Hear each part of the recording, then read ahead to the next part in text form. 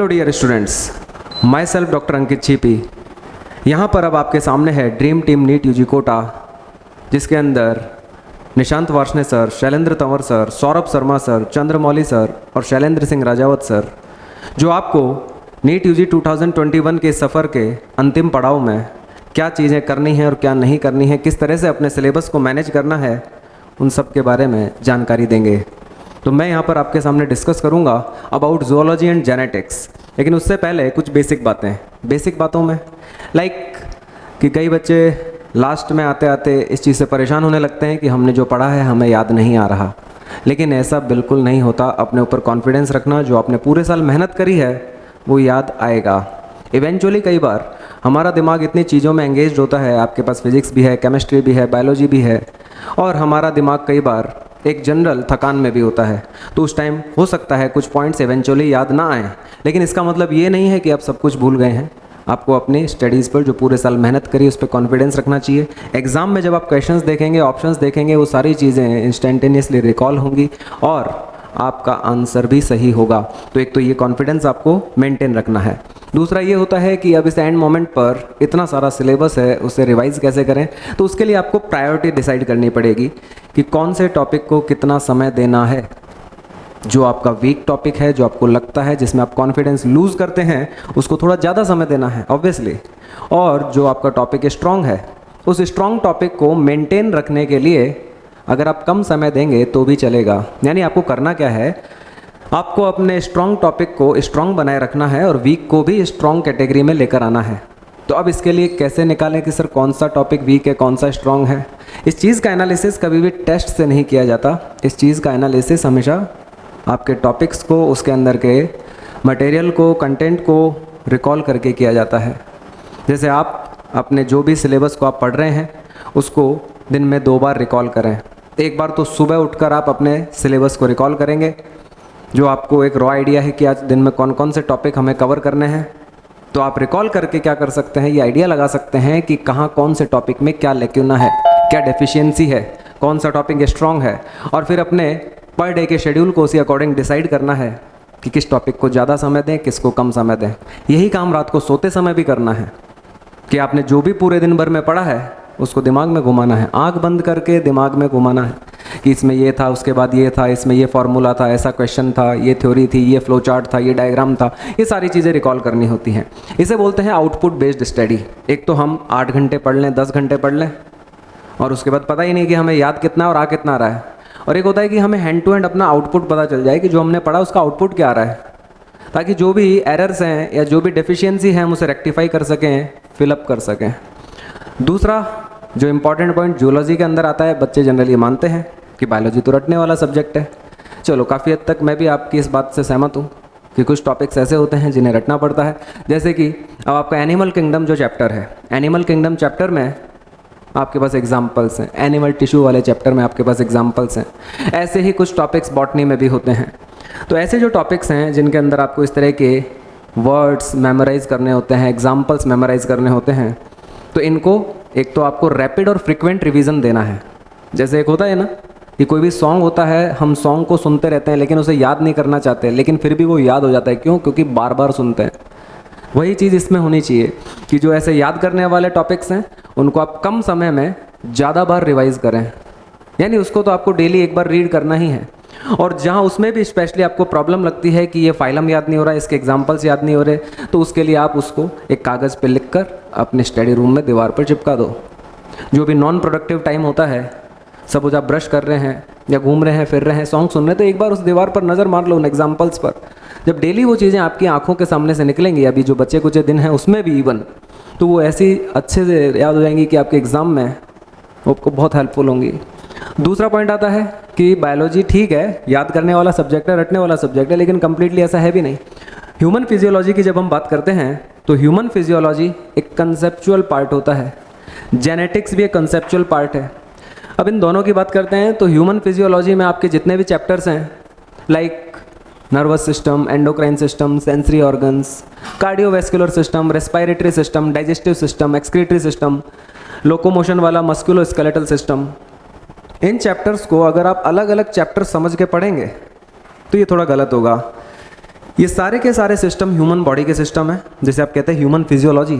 और ये सारे सिस्टम एक दूसरे से कहीं ना कहीं इंटरलिंक्ड होते हैं, एक दूसरे से रिलेटेड होते हैं।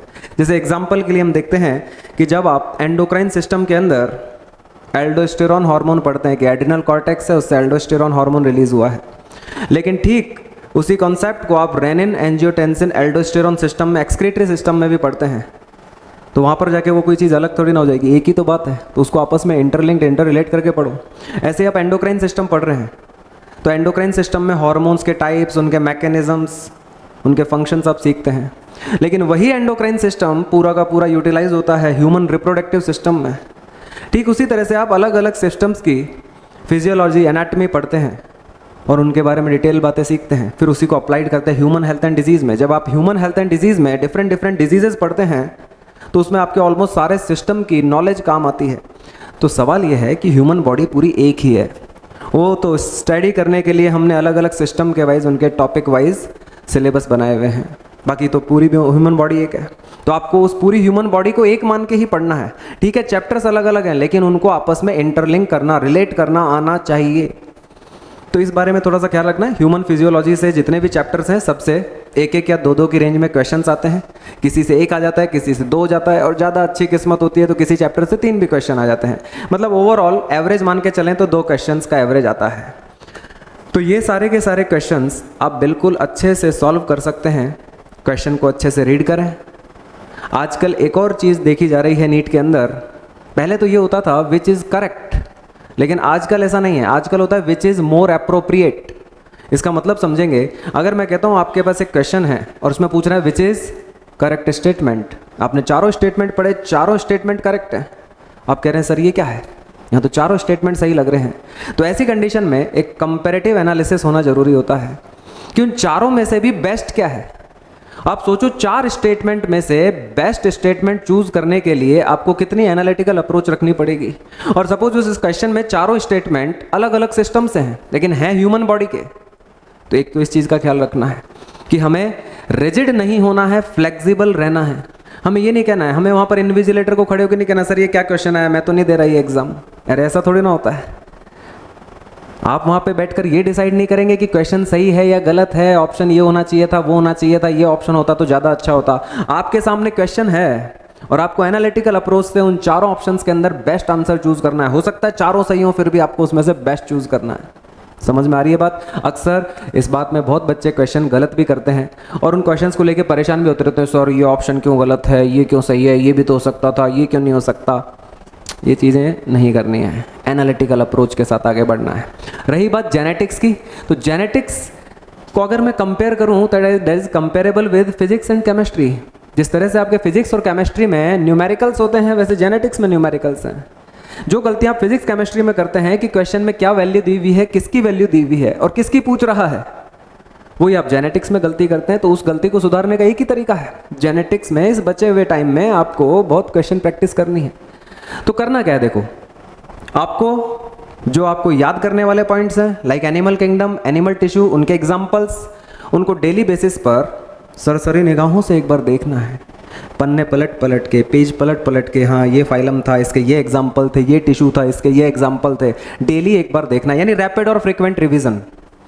ह्यूमन फिजियोलॉजी में क्या करना है, पूरी बॉडी को एक मानकर इंटरलिंक करके पढ़ना है डायग्राम और फ्लोचार्ट की हेल्प से।